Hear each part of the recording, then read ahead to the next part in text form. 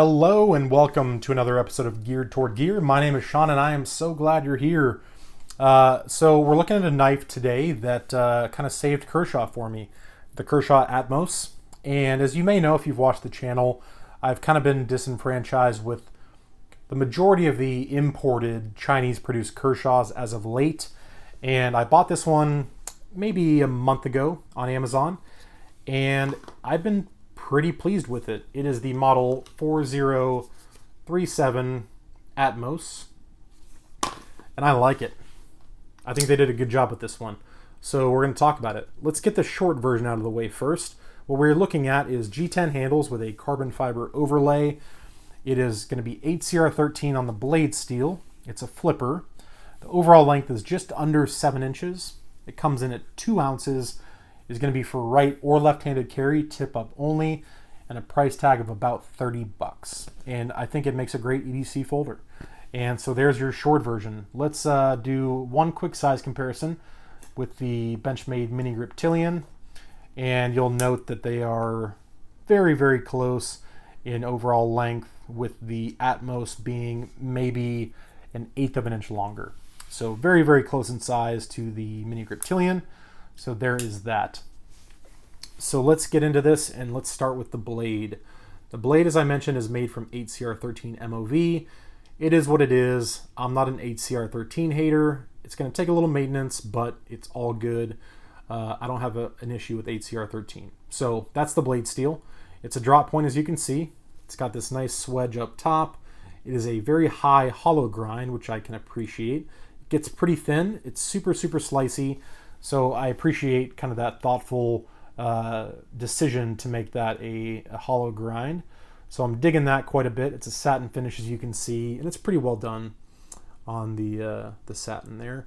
It came pretty razor sharp out of the box. It was shaving hair, no problem.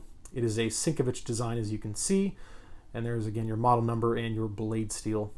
So that is what we're looking at as far as the blade. Of course, there's some jimping up top as well. So let's move to the handle.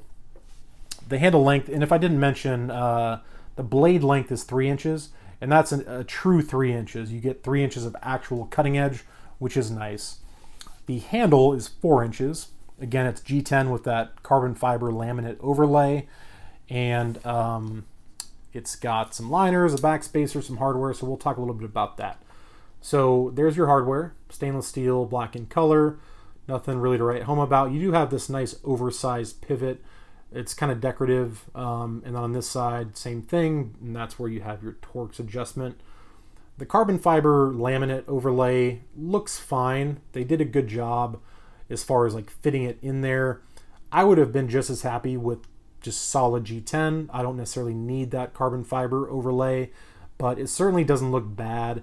And they did carry that over to the clip side as well, which I think is a nice touch. So that is the kind of handle material. You do have a G10 backspacer. It's kind of a partial flow through, as you can see. And there's your backspacer, which also will accommodate your lanyard. And then you'll see here your point for swapping that pocket clip if you're a lefty. And there is the clip itself. It's a loop over deep ride clip.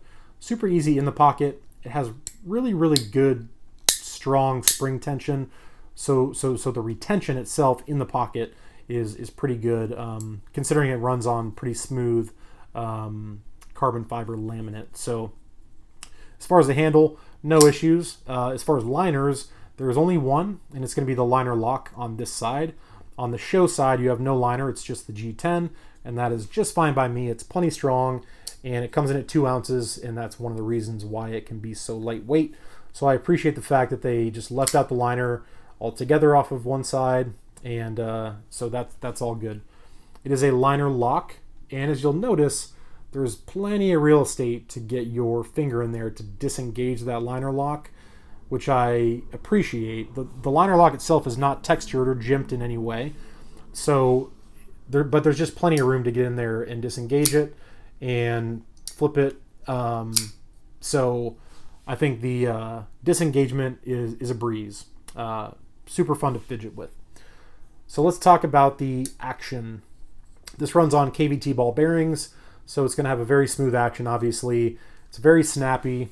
your flipper tab is jimped kind of all the way across, and it kind of wants to just grab your finger, and it's snappy. It comes out pretty darn fast, and it's fun to play with. It's really, really fun to play with. I like it a lot. So the action to me is pretty damn good. On ball bearings, it should always be smooth, obviously, and Kershaw does pretty good with the KVT ball bearings. So I'm not surprised, but the detent is good. It's plenty strong, probably a 7 out of 10. So once you overcome that detent, it just flies out, and I like that. So that's your action. Let's take a look at the centering as we close this guy.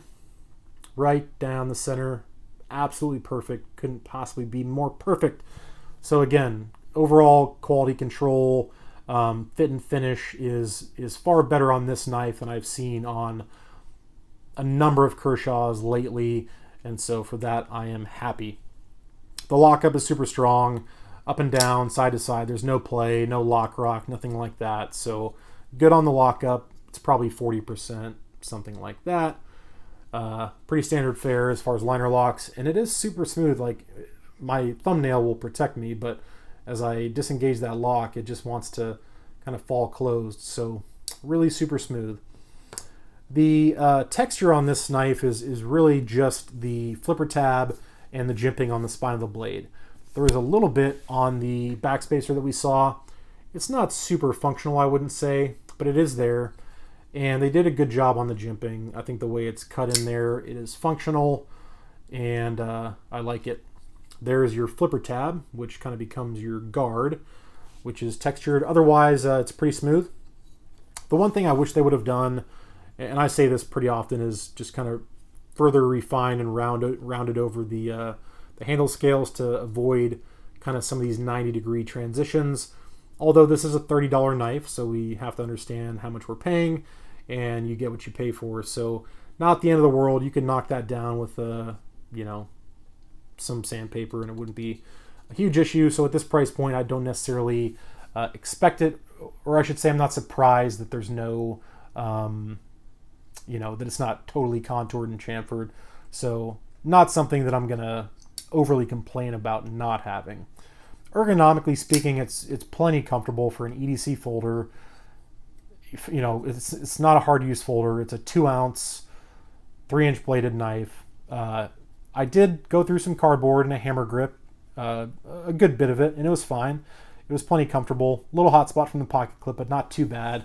But the majority of the time I used this knife was either in a pinch grip like so, opening a package or a letter, or just in a light kind of saber grip using that jimping. And in those grips, it's perfectly comfortable.